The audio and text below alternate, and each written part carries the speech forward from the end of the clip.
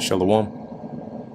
First and foremost, I want to give all praises, honor, and glory to Yahweh, Bahasham Yahushai, Bahasham Ruach Kodash. Double honors to the elders and the apostles of Great Millstone, and peace and blessings to the elect.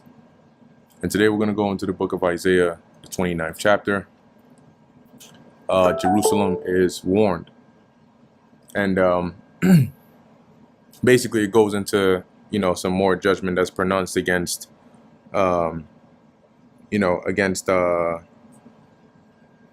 Isaiah, not against Isaiah, but by Isaiah against Israel. All right, here, as you can see, Jerusalem. And then it also deals with aspects of peace, right, that the Lord is going to bring ultimately in the end. So this is Isaiah chapter 29, verse 1. Woe to Ariel, the city where David dwelt. Now, Ariel, when you go into the Hebrew, is I believe is Ariala, or Ariala, which means Lion of God, right? Ariala, right, Lion of God. And as you can see here, right, a name applied to Jerusalem, because back in ancient Israel, there wasn't an actual city named Ariel, right, per se. This is more like a symbolic name for Jerusalem, okay? So as Isaiah is pronouncing warning, right, woe unto them, add ye year to year, let them kill sacrifices. So in other words, yeah, go on, right, and kill your sacrifices and have your feast days year to year. Yet I would distress Ariel, right? The Lord is still going to bring distress or judgment upon them, because they weren't exempt. They were also doing wickedness over there in Jerusalem. And there shall be heaviness and sorrow, and it shall be unto me as Ariel, right? So basically, as their name signifieth. Now some people try to, when you look at some of these other translations and commentaries, they try to link this with Ezekiel.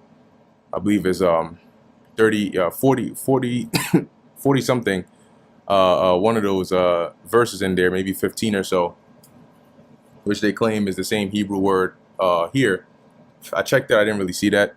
But in any case, as the Lord is saying here, right, you're going to be unto me as this symbolic name signifieth, right, which here is in the terms of a lion, you can imagine the Lord basically treating you like you're a wild lion, right? In this case, that would be to take your ass out.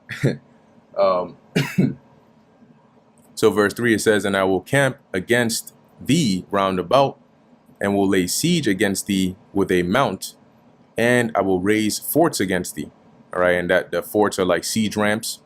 And the Lord is going to do this by an adversarial nation, right? So basically, Isaiah is prophesying here that when the Lord brings an enemy against you, which in future time to Jerusalem, that was going to be the Babylonians, but basically that would be his doing.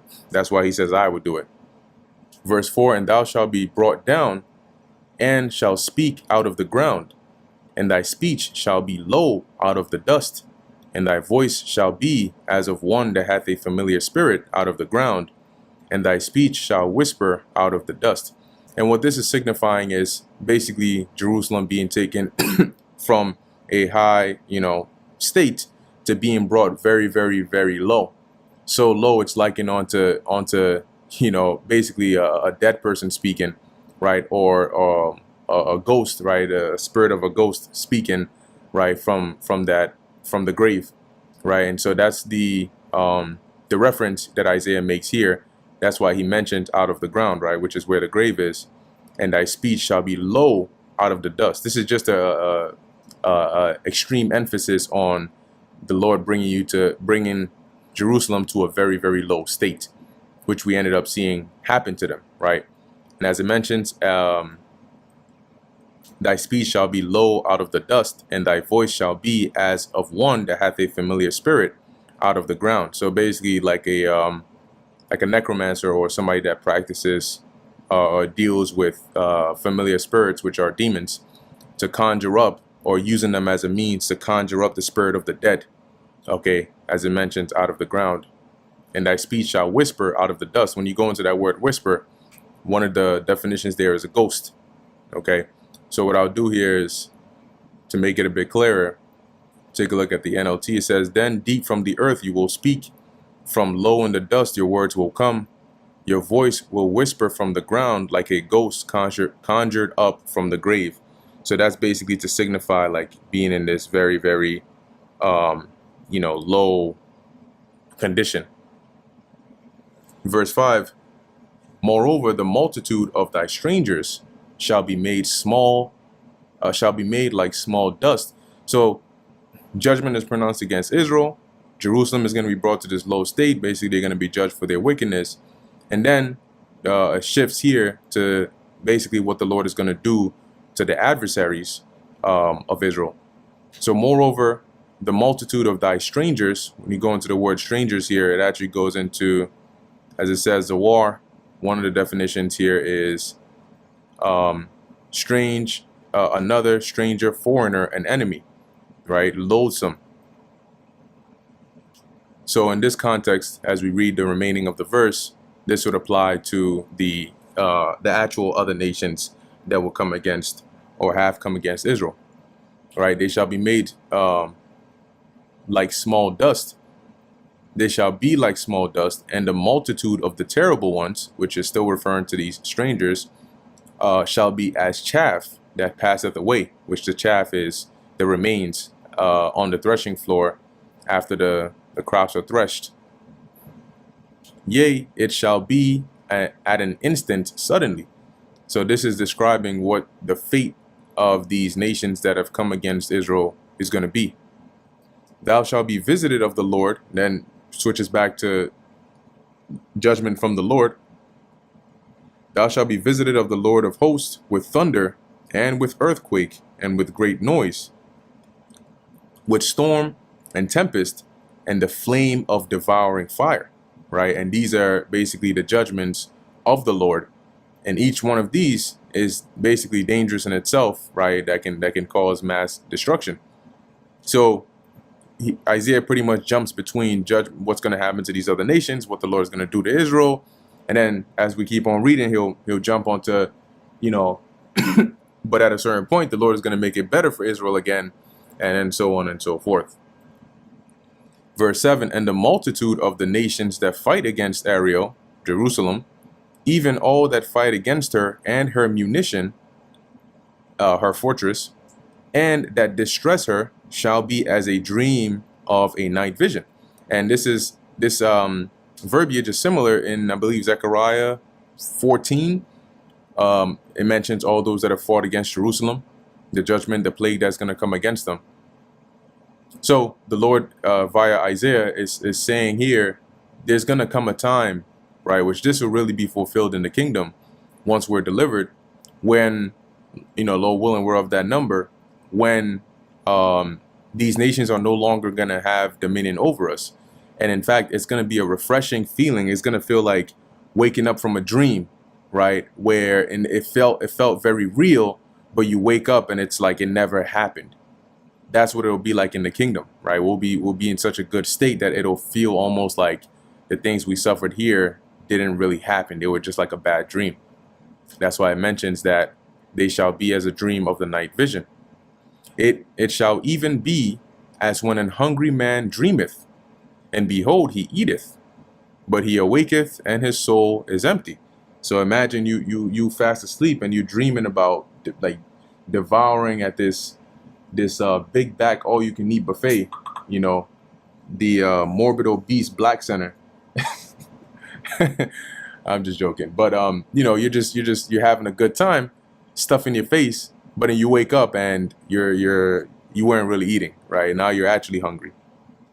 Or as when a thirsty man dreameth, and behold, he drinketh, right? So you're having a dream and you're either like really, really thirsty, you're like in a desert somewhere and you finally came across water and you're just drinking. And then you wake up, right? But he awaketh, and behold, he is faint, and his soul hath appetite, right? So you wake up and then you're like, oh, shoot, that was a dream. And now you're actually thirsty because what happened in the dream was just a dream, right? It didn't really affect you how you thought it was. So in like manner, right, so shall the multitude of all the nations be that fight against Mount Zion. So that's how it's going to be like, when the Edomites, the Elamites, the Hamites, all of the nations, the Ishmaelites that came against us and troubled us and fought against us. In the kingdom, it's going to be like just a dream. Verse 9. Stay yourselves and wonder, cry ye out and cry. They are drunken, but not with wine. They stagger, but not with strong drink. Right? And so that the reason that they're drunken, but not with wine is basically what Isaiah is saying, is that they're drunken, like we went into in the previous chapter. They're drunken, but with ungodly ways, right? Or different philosophies or doctrines that are leading them astray, or that are causing them to go in the wrong way. So that's being likened unto them being drunken, right? But obviously not with wine, and them staggering.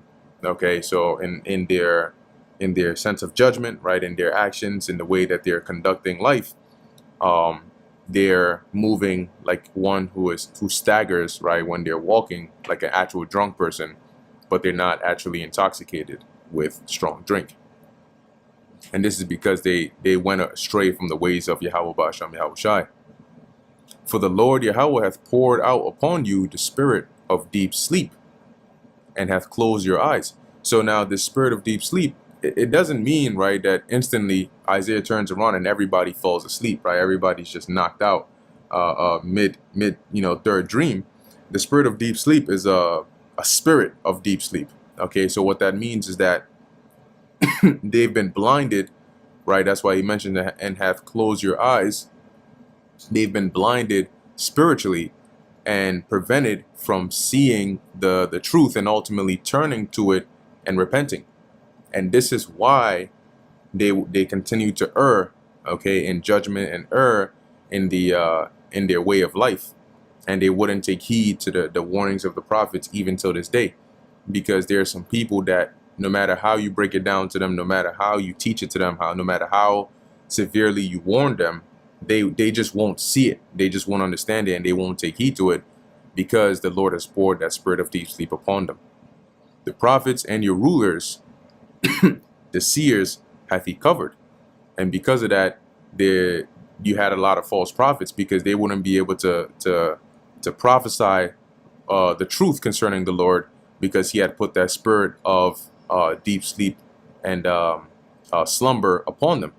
Okay, so the rulers would misjudge, and the prophets or the seers, they were called seers because they would receive visions, okay, of things to come, usually by the Lord. Okay, and that would basically they would be able to forewarn the people as to what the Lord has in store for them.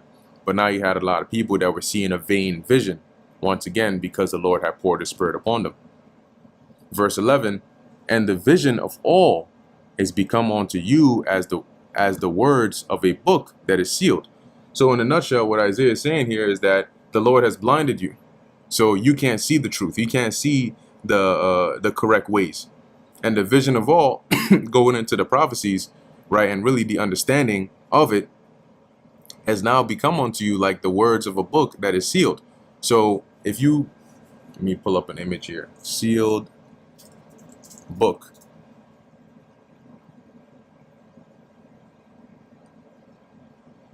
So these for example are like seals, right?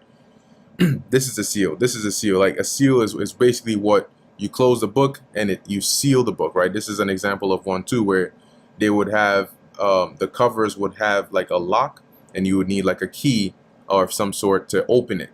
So even if you knew how to read, for example, if you couldn't open the book, you couldn't basically see what was in there. So Isaiah here is likening their inability to see and understand the spiritual aspect, right, and really the truth of the matter, onto the words of a book that is sealed. Okay, as it says, which men deliver to one that is learned, saying, read this, I pray thee. And he saith, I cannot, for it is sealed. So, like the example I just gave, one that is learned, if the book was open, he could actually read it and tell you what it says. But it's sealed, so he can't even open it. And the book is delivered to him that is not learned, saying, read this, I pray thee. And he saith, I am not learned. So even if it was open, I can't tell you what it says because I am not learned. Right? And this is just an analogy to signify that regardless of who you went to, they wouldn't be able to give you the understanding because the Lord has blinded them. Verse 13, wherefore the Lord said, for as much as this people draw near to me with their mouth and with their lips do honor me, and you see that till this day, that's a characteristic of Israelites, to where they'll praise the Lord, they'll say they believe in the Lord, they'll show signs of worship, right, at least in their eyes, but when it comes down to the actual deeds that show that they they truly serve the Lord and honor him, they don't do that. All right, as it says, but have removed their heart far from me. So their actual inner thoughts on the Lord, it's not there. The Lord is not in their actual thoughts, and their fear toward me is taught by the precept of men. Okay, so basically by the traditions of men, right, by what men tell them, not what the scriptures say, but what men tell them you got to do. That's what they do. And that's how they show their fear to the Lord, by really fearing men and following men. Okay, so one example is, like a modern day example would be, so-called Christians go into a Christian church and they sing and praise and hallelujah and all of these things, and they're jumping around because they have zeal. But when outside of that place, when they're faced with something in their daily life that is a test of their faith or how much they fear the Lord, they'll succumb to it, right? Whether it be in matters of adultery or an abominable food or something that the Lord requires, that they're faced with that, they don't do it. So only in word, they'll call themselves a Christian, they'll call themselves a believer, but in deed, they don't actually show that. And then you ask them, wait, the scriptures say that you're not supposed to do X, Y, and Z, but you say that you're a believer, so why are you doing it? That's an example. They say that they are, but actually physically, they don't show it. Verse 14, therefore, behold, I will proceed to do a marvelous work among this people, even a marvelous work and a wonder. For the wisdom of their wise men shall perish, and the understanding of their prudent men shall be hid. Okay, and this is something that we that happened then, but really was something that really transpired over time, right? Because if you look, and that's why the Lord called it a marvelous work, right, and a wonder. When you look at Israelites today, and you look at how we were in the past, it's no wonder that people find it difficult to believe that these are the chosen people of God, right? These are the people who are scholars. These are the people who were in high positions. These were the people that were, like, look at Daniel, who was placed in as a president, okay, in a heathen empire. Look at Joseph, right? Look at Israelites that rose to these high positions. Even when you look at when we were dwelling amongst ourselves, right, in an autonomous, kingdom, in how we governed ourselves. And when you read like the book of Ecclesiasticus, Proverbs, these wise sayings, these were written by Israelites. But today, when you look at and you hear the things they say, how they talk, what they do, you go back and you look at the women of old and how they thought in certain situations, and how the Lord even used some of them, right, to Esther, Judith, etc., etc. And then you look at the women today, it's a wonder that how did you go from that state to where you are now? And that's why the Lord said, right, for the wisdom of their wise men shall perish. So now all you hear is just madness out of their mouths, and the understanding of the prudent men shall be hid. You don't go save a certain few or remnant. People don't go and view Israelites today as scholars. When I say Israelites, I don't mean Hebrew Israelites as they deem us. Like, I mean, we are Hebrew Israelites, but when people hear Hebrew Israelites, they're just thinking of the prophets, right? I mean, like today, what they will call so-called Negroes, Latinos, and Native Americans. People don't go to them as like scholars. You want to go to the scholars, let's go to them. They don't. And that's a part of the wonder and marvelous work the Lord did. Marvelous, not in the sense of like oh, it's an amazing, beautiful thing, but marvelous as it's something to marvel at. Verse 15, woe unto them that seek deep to hide their counsel from the Lord Yahweh, and their works are in dark. And they say, who seeth us, and who knoweth us? Right? So basically having their works and their devices, their scheming, okay, in secret. Why is it in secret? Because a lot of it is wicked. Now, this is something that you had Israelites that were doing back then, more so the priests, the princes, those in high positions, and they were doing it in secret because it was something that, given their position, would be a disgraceful thing, right? To be like, yo, how are you involved in these kinds of things? And you're supposed to be like a ruler over the people. But similar to, I think it's in the book of Amos, the 9th chapter, if I remember correctly, about the sinful kingdom, a lot of some of these verses here now apply to Esau, Edom. Okay, in the same way that they also have their hidden counsels, as it's written in Psalms the 64th chapter. Okay, and they do these secrets. They have these secret meetings behind doors, thinking that it's a closed door meeting. Nobody's gonna find out. Nobody's gonna be able to expose what's going on, and yet the Lord still brings it to light. Verse 16, surely your turning of things upside down shall be esteemed as the potter's clay. Right? And back then you had Israelites that would pervert, because when you go into the turning of things, when you look it up in the Hebrew, they put it together, right? The turning of things upside down. And you have here perverseness, right? To turn things upside down. So you take the right way and you twist it, right? Instead of judging righteously, you twist it for whatever selfish gain that you would get from it. And you had people doing that back then, but you also have it primarily applying to Esau today, because they're the ones in this stead, okay, of turning things upside down. But as it says, it shall be esteemed as the potter's clay, meaning, all this that you're doing, thinking that you're pulling the strings, you're really still, at the end of the day, the clay. You're not the potter. You're the clay. Okay? And as the clay, right, for shall the work say of him that made it, he made me not? Or shall the thing framed say of him that framed it, he hath no understanding? So just like you, and that's rhetorical, right? Because just like you don't, when a potter makes a vase, right, or a pot or whatever it is from clay, the clay doesn't turn back and try to boast against the potter. Okay, the clay didn't make itself that way. It didn't shape itself. It didn't frame itself. It was the potter who did it skillfully, because that's an art, to craft it in such a way that it takes shape like that, and then to fully go forth with the process of hardening it into where it becomes really solid. That takes a form of understanding and a form of wisdom. So these questions here are rhetorical, like being the just like a clay, right, doesn't basically boast itself against the potter. You are that position of the clay. Okay, so you shouldn't be trying to come against your maker or boast yourself against your maker or think that you can outsmart or hide from the Most High. Verse 17, is it not yet a very little while?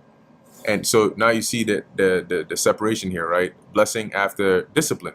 So after the judgments and stuff have been mentioned, now it goes into the focus shifts more now into really a relief, right? A blessing here, as it says.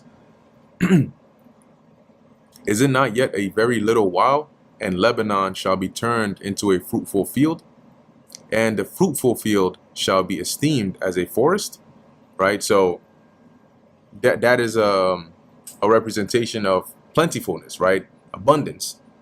And the reason it says Lebanon shall be turned into a fruitful field is because it's known for having trees and cedars and so on and so forth. But after the judgments and the calamities that would come to that region, it would need to be restored back to a fruitful state. Okay, and then as Isaiah mentions here, it would even be made more abundant, right, and basically become more so like a forest, right, full of resources. And this is something that's going to happen very little while we're still in that. Okay, but eventually that very little while, that time is going to be up, and that's going to come by manifestation of Yahushua coming back, delivering his elect, and then the earth being renewed again. Okay, which will lead to all this these perks and this fruitfulness. Verse 18. And in that day shall the deaf hear the words of the book, and the eyes of the blind shall see out of obscurity and out of darkness. And the deaf here, DEAF, is like one that is, that can't hear, right? But this is not talking literally, but it's speaking metaphorically. And really, this is applying to Israel, all right? And really all of us, but at different points in time, right? Because you had the elect, right? Those that were destined to hear this word, even they, though willing were of that number, were in darkness, right? We were also likened on to being deaf and blind, because there was a period in time when we didn't hear the words of the book, right? We didn't have this understanding. We were in that dead-like state, right? Going to Ezekiel the 37th chapter, right? Also Revelation the 11th chapter, right? Their dead bodies shall lie in the street of the great city, the street of the great city.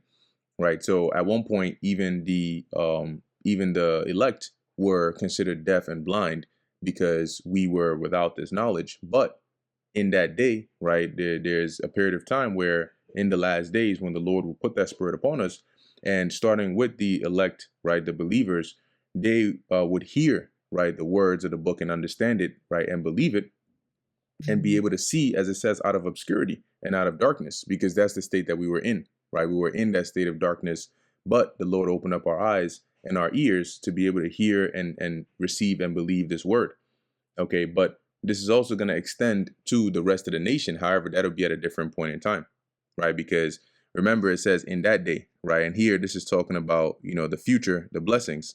So this would start, right, the deaf and the blind being able to see and receive the word. That will start with the elect first, and ultimately in the in the kingdom, right? The scriptures say that then they shall know it after death by pain. In the kingdom, then you're gonna have the those that didn't see it on this side, right, which are also considered deaf and blind. They're gonna then see it, but in the kingdom, it's gonna be innate, because the wicked of our people, those that didn't receive the word on this side, they're going to be born from the loins of the righteous, of the elect. So they're going to then understand and know, this is what they were talking about. This is what this really meant. What they were speaking of was the truth, but they just couldn't see it at the time, right? So really, it's applying to all of us, but at different points in time, and that's why it even mentions, I believe it's in Ezekiel, that you're going to have certain Israelites that are going to loathe themselves, right, in the kingdom. Why? Because their eyes are going to be opened, and they're going to know what's right and what's wrong, and know that back in the previous lifetime in Babylon, they were on the wrong path, right? And they did a lot of wickedness and a lot of things where they were spiritually deaf and blind to the words of the book, right, or the correct way.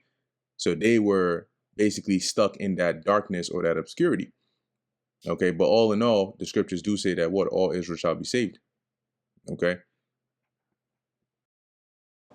Verse 19, the meek also shall increase their joy in the Lord Yahweh. So who is the meek? The meek starts with the elect.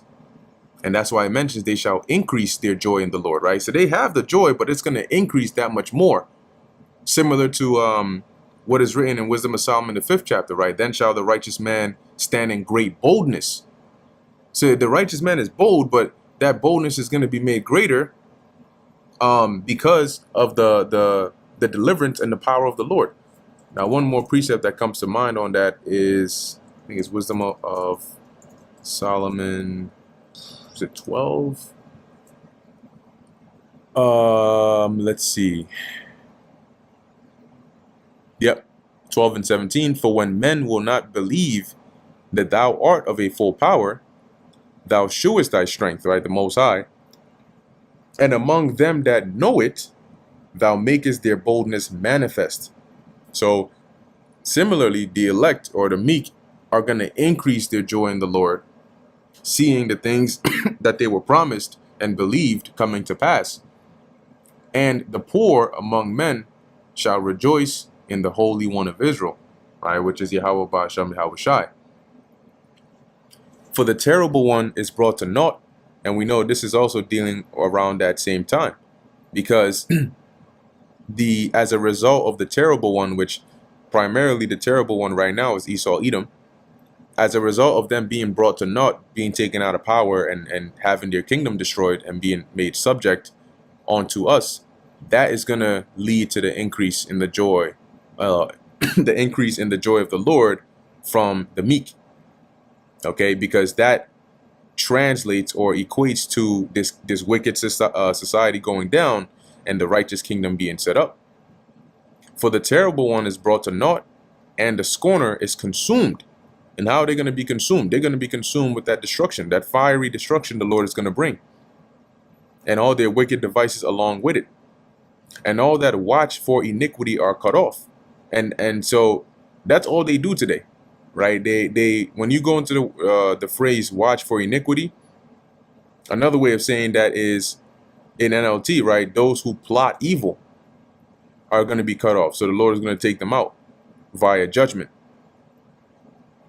That's going to be a part of the cleansing of this wicked world back to a righteous state. That a man that make a man an offender for a word, and lay a snare for him that reproveth in the gate. Now this was also behavior that was shown forth by the rulers, all right, or the judges, or those in high places. Not all of them, but a good majority of them back in ancient Israel. All right, and that's why they came after the prophets. They killed some of them. In fact, Yahweh Shai saying, "Jerusalem, Jerusalem, thou that killest the prophets," was because the prophets and those that spoke upright were made offenders for speaking the truth. They spoke wickedness and encouraged the people in such matters, they would have been loved and received. But they rebuked them, as it says in the gate, right? And lay a snare for him that reproveth in the gate. The gate would be the openings, right, where you would have a lot of people there.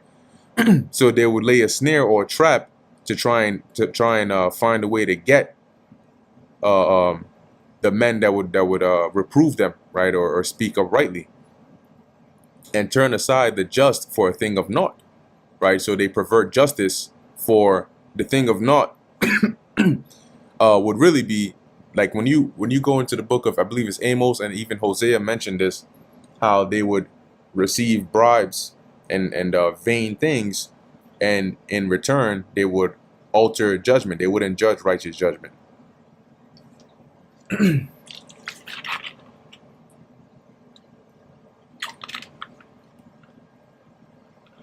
So taking a look at this in the NLT, for example, a similar fate awaits those who use trickery to pervert justice and who tell lies to destroy the innocent. Now, just as they were doing that back then, once again, this also applies to Esau now, because they do this on a much higher level, right? Making a man or an offender for a word. It's to the point now where even an average individual can't even speak something that's common sense. Okay, they can't speak something that's common sense because they would be labeled by, they would be labeled anti-something or toxic or just canceled. That an example is that whole cancel culture, right? They use that to make people label people as like an offender for speaking up for what's right, for reproving them. And today, right, the modern day version of the gate would be whether it's in public or mainly the internet. So oftentimes what you see is Esau set up a system to where now if you speak what's right, but it's against the narrative or it's against what they've popularized as normal, then you're now canceled or there's backlash against you. Okay? And through the system they've set up, they pervert justice for a thing of naught, right? They take away a righteous judgment from those that deserve it, okay, and then they acquit the wicked. One example that also comes to mind is setting up that whole child support system, which in name they make it sound like, oh, this is really needed and beneficial for the child, but if you look at the system, it's really set up against most men, okay, and that allows women that are wicked to use that and capitalize off of that. Meanwhile, the actual justice should be for the man, but it's set up to benefit her. Okay, so in this time, there's a whole lot of ways, okay, in which via the system that they've set up, they are able to make a man an offender for a word. And ultimately, this applies to us, right, the prophets, in which their demonization that they're setting up is mainly going to be centered around that. For us speaking the truth, what they'll do, similar to what they did with Daniel, is if they know they don't have anything on you and they know that there's really nothing wrong with what you're saying, then they'll create something wrong with what you're saying. Verse 22, therefore thus saith the Lord Yahweh, who redeemed Abraham, concerning the house of Jacob, Jacob shall not now be ashamed. Let's go into the word ashamed.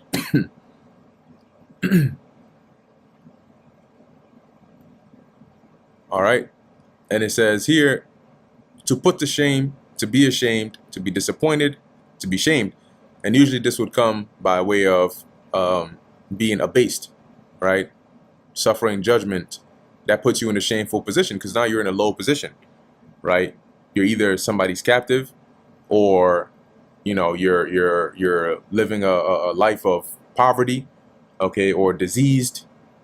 It's a shameful position, right? But the Lord is saying now that that's not going to be the case anymore, right? Jacob shall not now be ashamed, neither shall his face now wax pale. And when you actually look into that term of waxing pale, I believe that's an actual idiom, right? If you look up wax pale idiom, it says the idiom wax pale means to become very pale, often in response to sickness, fear, or a shocking event. It implies, like, when you watch certain cartoons, like animated cartoons that were like back in the day, like Tom and Jerry type back in the day, you'll see that kind of they use this waxing pale in some of those scenes. Somebody sees a ghost, like you look like you've seen a ghost. That term, you look like you've seen a ghost, right? Or waxing pale, you'll see somebody get shocked or they see something that is very scary, and then all of a sudden their face turns white, right? Or it just turns like a really, really, really light color because they're afraid, right? It's just not the normal skin color, all right, or appearance that you see. That's what this idiom is in reference for. So when you see that on the screen, in your mind, you know, oh, this person just saw something like really scary, right? Or this person just got like really shook up. That's what that visual represents. So as it says here, it implies a draining of color from one's face. This idiom originates from the Hebrew word kavar, which we can actually look into that, see if that's the one that's used over here, or if they're okay, yeah, all right, they're right. And that's because this is a cha, right? And I believe this is actually a war. But as it says, to be white, grow pale, right? Blanch. And now it's going to explain in what sense, right? It says meaning to blanch as with shame. It is notably used in the King James Version of the Bible, such as in Isaiah 29 and 22, as we're reading. Therefore, thus saith the Lord Yahweh, who redeemed Abraham concerning the house of Jacob. Yeah, we just read that. So, like, here's another similar example. While wax pale might be considered somewhat archaic in everyday language, the idea of someone becoming pale due to emotions like fear or shame is still expressed using similar phrases like turning as pale as a ghost or his face went white. So when you go back to Isaiah 29 and 22, as you see, when Isaiah, and this is not just exclusive to Isaiah, but this is one example, oftentimes the same point is reiterated or mentioned in multiple ways. So the first way it's mentioned is that Jacob shall not now be ashamed, right? Neither shall his face wax pale, which would be a result of that shame or fear that now they will not have to experience or suffer anymore. But when he seeth his children, the work of mine hands in the midst of him, they shall sanctify my name and sanctify the Holy One of Jacob, and shall fear the God of Israel. So basically, when they see the condition Israel is going to be in the kingdom, right, you're going to give glory to Yahweh Ba'ashem Yahushai. They also that erred in spirit shall come to understanding, right, which is similar to what was mentioned up above about the deaf, right, verse 18, about the deaf hearing the word and the eyes of the blind being able to see out of that darkness. And they that murmured shall learn doctrine, right? So eventually that's why the scriptures say all Israel shall be saved, right? Because eventually the Lord is going to open up the minds and the eyes of all Israel, which will lead to us being that holy nation, okay, and a separate people unto the Lord. Anyway, that brings us to the end of the book of Isaiah, the 29th chapter. Lord willing, that was edifying to the elect. In closing, I want to give all praises, honor, and glory to Yahweh, Bahasham, Yahushai, Bahasham, Racha Kudash. Until next time, Shalom.